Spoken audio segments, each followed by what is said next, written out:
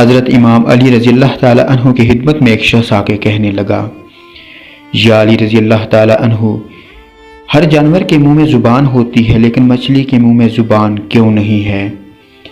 اور مچھلی پانی میں ہی کیوں رہتی ہے؟ بس یہ کہنا تھا۔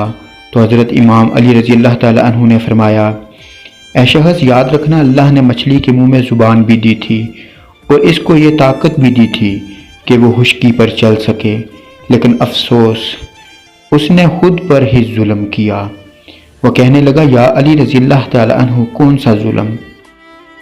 حضرت امام علی رضی اللہ تعالی عنہ نے فرمایا، جب اللہ نے آدم علیہ السلام میں روح کو ڈالا اور یہ حکم دیا کہ ہر فرشتہ سجدہ کرے تو شیطان انکار کر بیٹھا، اللہ کی نافرمانی کر کے یہ کہنے لگا کہ میں آگ سے بنا ہوں اور یہ تو مٹی کا بنا ہے۔ یوں شیطان کو اللہ نے اپنی دربار سے نکال دیا۔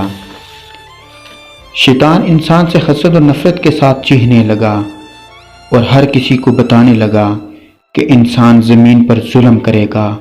اے شخص، اس وقت مچھلیاں زمین پر بھی چلا کرتی تھیں اور پانی میں بھی رہا کرتی تھیں، اس کے منہ میں زبان بھی ہوا کرتی تھی۔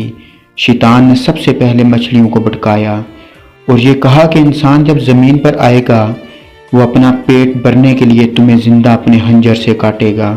مچھلی نے جب یہ سنا تو وہ سمندر میں ہر ایک آبی مخلوقات کو انسان کے خلاف کرنے لگی۔